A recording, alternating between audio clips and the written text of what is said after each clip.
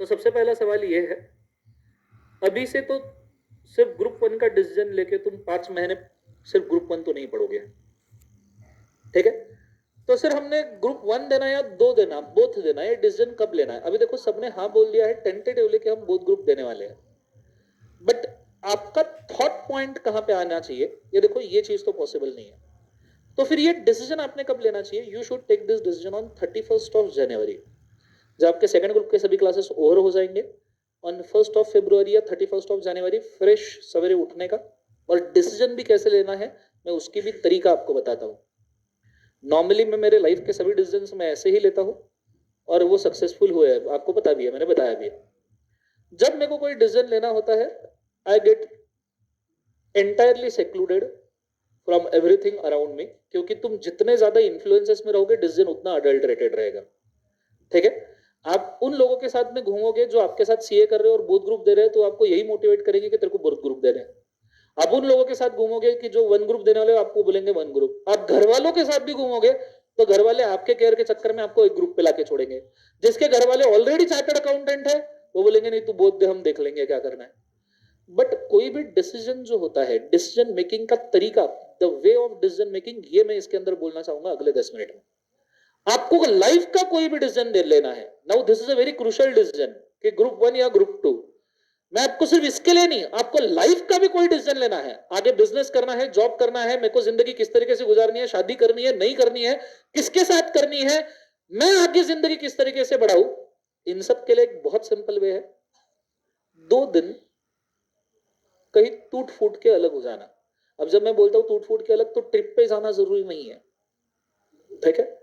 2 दिन अलग थलग, you can go to your home, आप खुद को एक रूम में बंद कर ले सकते हो, या अगर आपको पॉसिबल है तो आप आपकी जगह छोड़ के कहीं बाहर, जो आउट ऑफ सिटी एक आधी जगह है जहां पे आप नॉर्मली जाना पसंद करते हो। आउट ऑफ सिटी नॉर्मली ऐसे सेक्लूडेड प्लेसेस होते हैं जहां पे आप जाके आप बैठते हो, दोस्तों के साथ में चकल्लस करते हो, चाय पीने की जगह होती है एक्सेट्रा। मेरे अमरावती में हमारा नागपुर रोड के ऊपर एक छोटा सा चाय टपरी का शॉप है, वहां वो 10 रुपए की चाय पिलाता था। मैं मैक्सिमम कभी भी हमारे दिमाग में कोई भी प्रपंचा होता था, हमारे सभी दोस्तों के दिमाग में, तो हम एक अकेले अकेले वहां जाके बैठे थे। At maximum time we go there, we sit silently, आजू बाजू से हाईवे था, थोड़े से ट्रक वक चलते रहते थे, शाम का समय रहता था, सूरज धुंधला धुंधला सा खत्म होते रहता है। उस केस में शांति से बैठ के हम डिसीजन लेते थे कि मेरे को करना क्या है। क्वेश्चन इज नॉट दैट तुम्हारे आजू बाजू वालों को क्या करना है, क्वेश्चन इज दैट तुम्हें क्या करना है, बिकॉज तुम जो डिसीजन लोगे उसको तुमको कैरी करना है और उसके कॉन्सिक्वेंस भी तुमको सहने हैं और उसके एडवांटेजेस भी तुमको ही एंजॉय करने हैं। So it is not about your parents, it is not about your friends, it is not about your family, it is entirely about you. Are you susceptible to take a decision? जिस दिन तुम्हारा decision adulterate होगा, please do understand, जिस दिन तुम्हारा decision adulterate होगा और तुमने गलती से किसी के इन्फ्लुएंस में डिसीजन लिया, अगर आप सक्सेसफुल हो गए तो क्रेडिट आपको उसको देना पड़ेगा, अगर आप फेल हुए तो आप उसी को गालियां दोगे। ये दो चीजें हमेशा होगी। So it should not be like this, no one should be blamed for your own dreams. तो तुम्हें अगर डिसीजन लेना है, व्हाट यू शुड डू, इसलिए मैंने जिस दिन ड्रीम लिखने की बात की थी आपको सोल बुक में, उस वक्त मैंने बोला था सेक्लूड हो जाना, ठीक है?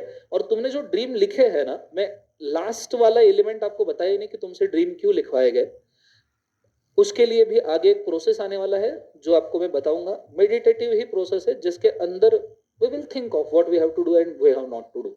सो दैट्स व्हाई मैं अब क्लास का एंड आ रहा है तो अभी एक एक चीज डिलीवर करना शुरू कर रहा हूं, then you can carry it forward जितने देर आपको चाहिए। तो आपको आपका ड्रीम आपने डिसाइड कर लिया आपको क्या करना है, 2 दिन सेक्लूड हो जाओ, सेक्लूडेड प्लेस पे जाओ। अगर तुम 2 दिन के ट्रैवल के ऊपर जा सकते हो, ट्रिप पे जाते हो तो बेस्ट है। मतलब तुम अकेले ही, मेरे को डिसीजन लेने हैं, मैं मेरी बाइक उठाता था, मैं सोलो ट्रिप पे निकल जाता था। नहीं कहीं मैं जा पाया तो मैं नॉर्मली जेड ब्रिज के ऊपर जाके बैठता था, दिन में शाम को नहीं। हाँ, okay? सो मैं दिन में जेड, मैं लिटरली मैं बोलता हूँ 3-1 बजे का, अगर 3 से 5 बजे का जो समय होता था, it is one of my favourite time. सूरज थोड़ा सा ढलते रहता है, वातावरण उतना ही उबदार रहता है जितना नॉर्मली है। You just go there, you just sit, या सिर्फ नहीं वहां आप कोई ARAI करके अच्छी सी जगह है पूना में, कोथरूड में, वहां पे आप जाके बैठ सकते हो। तळजाई हिल्स है, वहां जाके आप बैठ सकते हो। But what you required is you should be alone, ठीक है? बातें अवॉइड करना, बच्चों बातें अवॉइड करना, ध्यान दो। अब ऐसे सिचुएशन में 2 दिन खुद को सेक्लूड कर लेना और खुद ने डिसीजन लेना कि मुझे क्या चाहिए। And once you take it, Please do understand, you should not go back on the same. Whatever may be the situation, it might be a success or it might be a failure. सब कभी समझो तुमने both group लेने का decision ले लिया on 1st of February, then nothing is going back. क्योंकि मैं आपको एक सिंपल बोलता हूं, आप जब कोई डिसीजन बहुत सोच समझ के खुद लेते हो ना, आपकी बॉडी उस वे में एडेप्ट होना, आपका दिमाग उस वे में एडेप्ट होना, आपका पूरा साइकोलॉजी और एनर्जी उस वे में एडेप्ट होना शुरू करते हैं. When you trade a path for a mile, तुमने उस पाथ के ऊपर, तुमने ड्रीम देखा मैं बोथ ग्रुप दूंगा, तुमने उसके ऊपर 1 महीना तुमने चल लिया, और फिर अगर तुमने ये बैकआउट कर लिया कि नहीं अब सिर्फ मैं ग्रुप 1 दूंगा, तो तुम्हारी बॉडी, तुम्हारा माइंड और तुम्हारी एनर्जी लेवल उसको हैंडल नहीं कर पाएंगे. You are training it for something else and now it is being trained for something else. और बॉडी, माइंड और एनर्जी लेवल पे जो चेंजेस होते हैं, it needs a time, at least 45 days entire moon cycle are required कि आपकी body में आप या एनर्जी लेवल या माइंड में कोई भी चेंजेस करो. दैट्स व्हाई मैक्सिमम स्टूडेंट मैंने ऐसे देखे हैं जो पहले डिसाइड करते हैं हम बोथ ग्रुप देंगे, फिर वो शिफ्ट हो जाते हैं ग्रुप 1 पे और फिर वो कोई पास नहीं कर पाते. If you have decided both group, go with the both group, and तक के बोथ ग्रुप. मैंने मेरी स्टोरी में आपको बोला था कि चाहे कुछ भी हो जाए, कितनी भी कैलेमिटी आए, I have decided, I have traded on a path, मैंने डिसीजन ले लिया था, कोई भी आए, कितना भी सिचुएशन आए, कैसा भी आए, मैं दोनों ग्रुप जाके पेपर में अपीयर करूंगा. और एक चीज तो आपने जरूर सुनी होगी, हिम्मत मर्दा तो मदद खुदा. As simple as that. So first and foremost thing, step 1, take a decision in a secluded way. जितना हो सकता है अलग थलग रहो. जो आपके साथ अभी क्लास में पढ़ रहे हैं उनके साथ भी नहीं, आपका बेस्ट फ्रेंड भी नहीं. Only you and only you, that's it, game over. ये चीज आपने डिसाइड करना है 31 जन 1 फेब को. एंड इनकेस अगर 31 जन एंड 1 फेब को दो सिचुएशन होगी, दोनों में से एक सिचुएशन होगी, एक तो आपका कोई भी एक आधा ग्रुप उतना स्ट्रांग नहीं होगा या आपके दोनों ग्रुप स्ट्रांग नहीं होंगे. इफ इट इज लाइक कि आपका ग्रुप 1 सिंगल ग्रुप, यहां मैं ग्रुप 1 नहीं लिख रहा, कोई भी सिंगल ग्रुप अगर आपका वीक है, कोई भी सिंगल ग्रुप अगर आपका वीक है, तो ऐसे सिचुएशन में you still have 3 months in your hand to prepare. Clear? अगर कोई भी सिंगल ग्रुप आपका वीक है, अगर आपके बोथ ग्रुप वीक है, अगर आपके बोथ ग्रुप वीक है, तो ऐसे सिचुएशन में you should shift a decision on 1st February for the group 1 और group 2, whatever may you like. But कब? जब दोनों वीक है. पर इसमें भी मैं कभी ये नहीं बोलूंगा कि बोथ ग्रुप वीक है तो ग्रुप 1 पे ही शिफ्ट हो जाओ. Still you have courage, still you have determination. 3 months are more than enough. 900 hours कम से कम आप क्रिएट कर सकते हो 3 months में. And if you apply proper strategies, proper policies, proper thinking, proper way, 900 hours को आप extend कर सकते हो tentatively if you require from 120 hours to 150 hours, and I think that personally 120 to 150 hours are enough to pass both the groups. अगर आप daily 12 से 15 घंटे पढ़ने की हिम्मत रखते हो तो anyone who is thinking right now कि मेरे को सिर्फ एक ग्रुप देना है, this is a very short time to decide. 5 महीने आप सिर्फ ग्रुप 1 नहीं पढ़ने वाले हो, प्लीज एक्सक्यूज मी. जब 1 फरवरी को आप मेरे को बोलोगे कि नहीं सर मेरे बोथ ग्रुप वीक है, आई कैन अंडरस्टैंड कि आप सोच रहे हो ग्रुप 1 देना, but at that time also your first priority, क्या मैं 120 से 150 घंटे का आउटपुट निकाल सकता हूं. फिर इस वक्त प्रिपरेशन स्ट्रेटेजी आपकी ये होनी चाहिए कि चलो मेरे बोथ ग्रुप वीक है, क्या व्हाट आई विल डू 120 से 150 घंटे के आउटपुट के अंदर I will tentatively give 80 to 100 hours for group 1 and then I will give nearly 40 to 50 hours for group 2. ये आपका स्ट्रेटेजी हो सकता है अगर आपके बोथ ग्रुप 1st फेब को वीक है तो.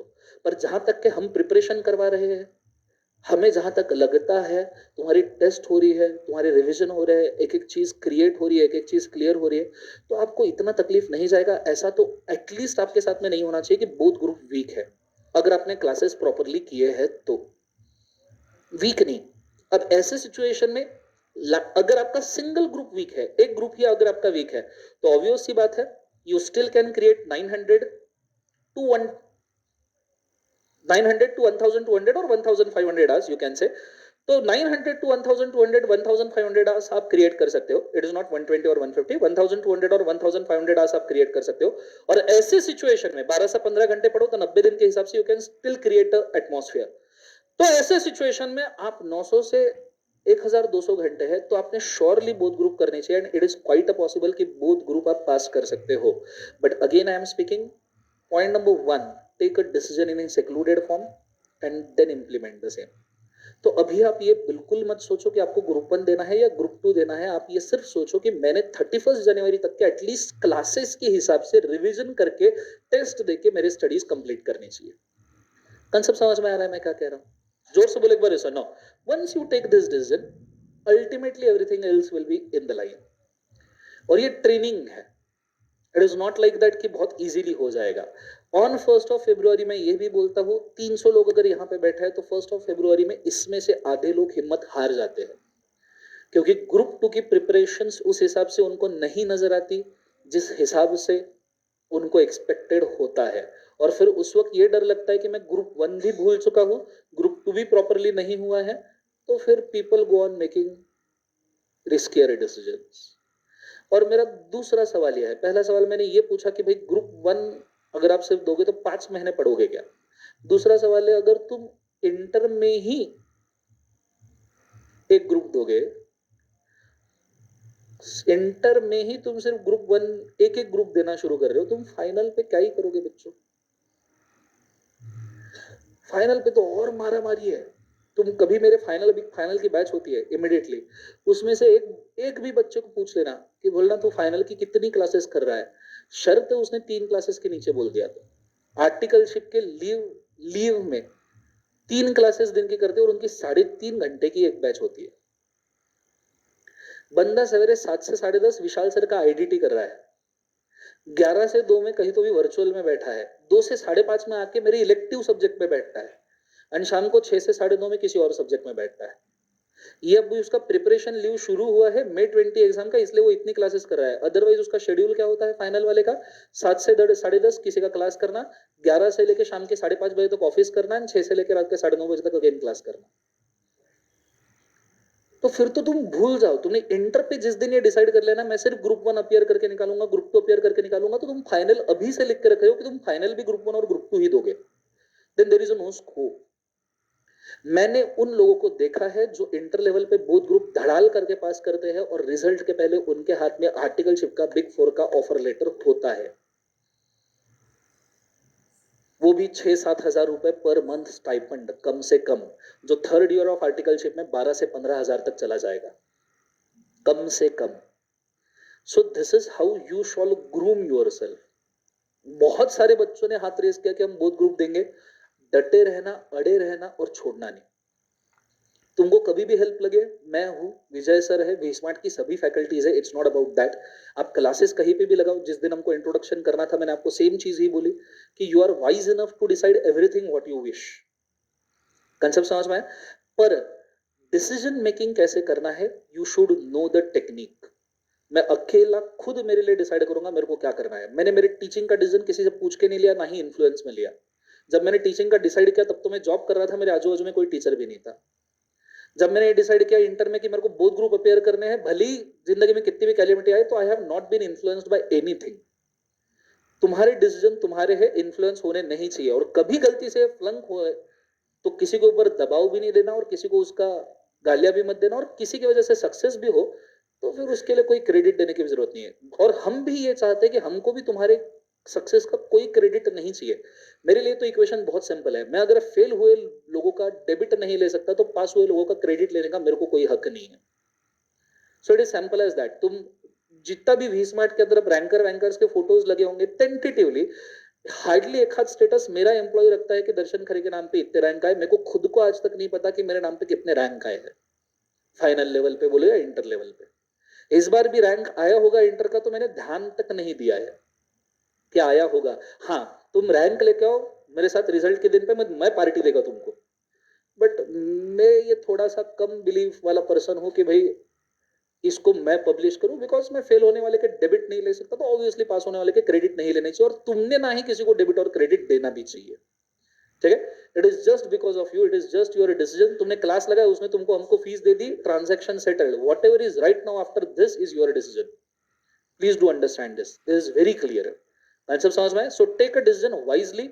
दोनों ग्रुप अपीयर करना बहुत अच्छे से और अच्छे से पास करना। रिजल्ट चाहे कुछ भी आए हमें उससे फर्क नहीं पड़ता। मैंने हमेशा बोला है, हिम्मत मर्दा तो मदद खुदा। दूसरी बात, इस बार नहीं तो कब, और तुम नहीं तो, सिंपल एज दैट। जितने लोगों ने हाथ रेस किया उन सब के लिए बहुत बधाई। और जो डायलेमा में है, अभी डिसीजन लेने का समय नहीं है। You take a decision on 1st of February। Everyone should take a decision on 1st of February कि मेरे को मेरी जिंदगी में आगे क्या मूव करना है। कंसेप्ट समझ में आया सबको? हाँ है ना? जोर से बोलो सर। ना आइडिया क्लियर है पक्का मैं क्या कह रहा हूँ? चलो फाइन। सो ये चीज मेरे को बोलनी थी। आई होप इससे तुमको कुछ हेल्प हो जिंदगी के अंदर, ठीक है, और इसका तुम लाभ उठाओ। पैक करके बैठ जाओ इमीडिएटली।